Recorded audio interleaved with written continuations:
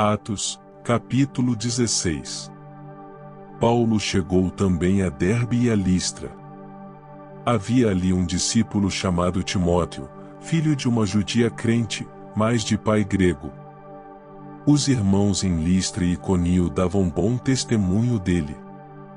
Paulo queria que Timóteo fosse em sua companhia e, por isso, circuncidou-o por causa dos judeus daqueles lugares, pois todos sabiam que o pai dele era grego. Ao passar pelas cidades, entregavam aos irmãos as decisões tomadas pelos apóstolos e presbíteros de Jerusalém, para que as observassem. Assim, as igrejas eram fortalecidas na fé e, dia a dia, aumentavam em número. E percorreram a região frígio-gálata, tendo sido impedidos pelo Espírito Santo de pregar a palavra na província da Ásia.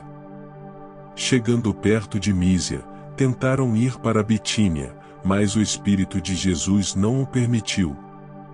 E, tendo contornado Mísia, foram a Troade. À noite, Paulo teve uma visão na qual um homem da Macedônia estava em pé e lhe rogava, dizendo: passe a Macedônia e ajude-nos. Assim que Paulo teve a visão, imediatamente procuramos partir para aquele destino, concluindo que Deus nos havia chamado para lhes anunciar o Evangelho. Tendo, pois, navegado de Troade, fomos diretamente para Samotrácia e, no dia seguinte, a Neápolis.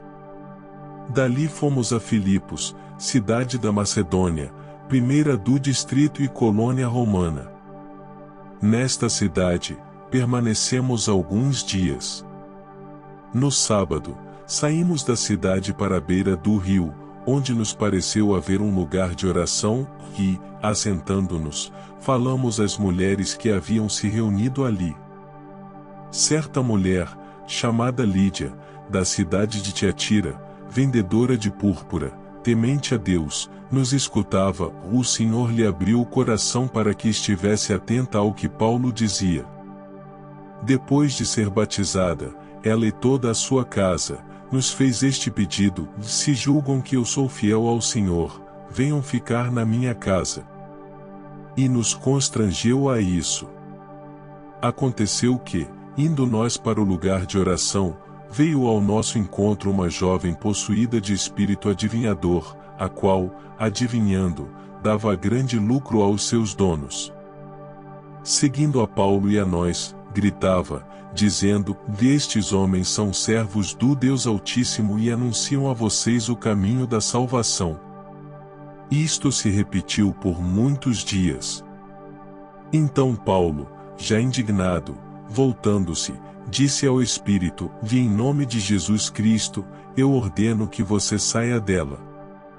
E, na mesma hora, o Espírito saiu. Quando os donos da jovem viram que se havia desfeito a esperança do lucro, agarraram Paulo e Silas e os arrastaram para a praça, à presença das autoridades. E, levando-os aos magistrados, disseram: estes homens, sendo judeus, perturbam a nossa cidade, propagando costumes que não podemos aceitar, nem praticar, porque somos romanos. Então a multidão se levantou unida contra eles, e os magistrados, rasgando-lhes as roupas, mandaram açoitá-los com varas. E, depois de lhes darem muitos açoites, os lançaram na prisão, ordenando ao carcereiro que os guardasse com toda a segurança. Este, recebendo tal ordem, levou-os para o cárcere interior e prendeu os pés deles no tronco.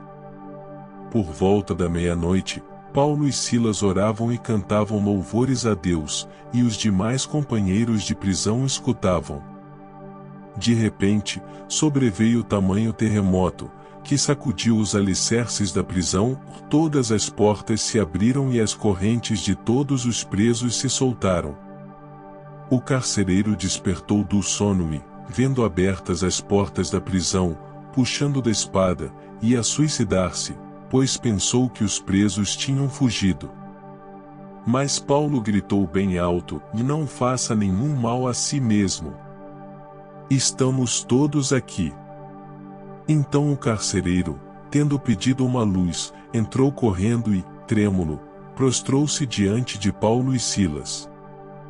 Depois, trazendo-os para fora, disse: Senhores, que devo fazer para que seja salvo?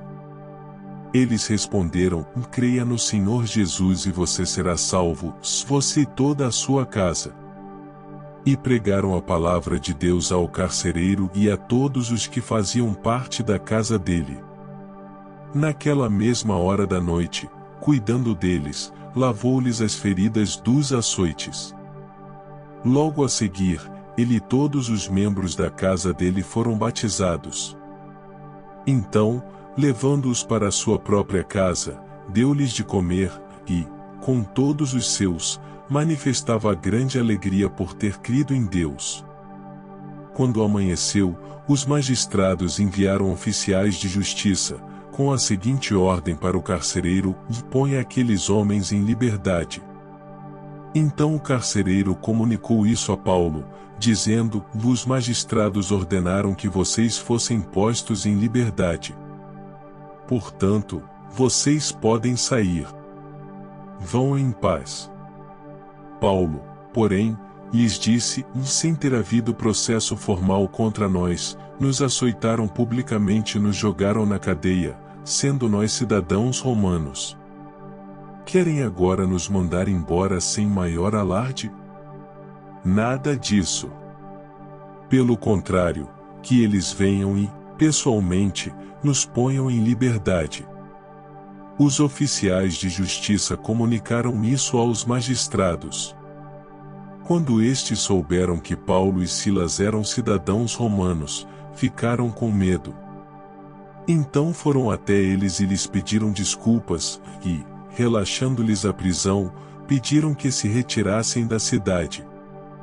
Tendo saído da prisão, Paulo e Silas dirigiram-se para a casa de Lídia e, vendo os irmãos, os animaram. Depois partiram.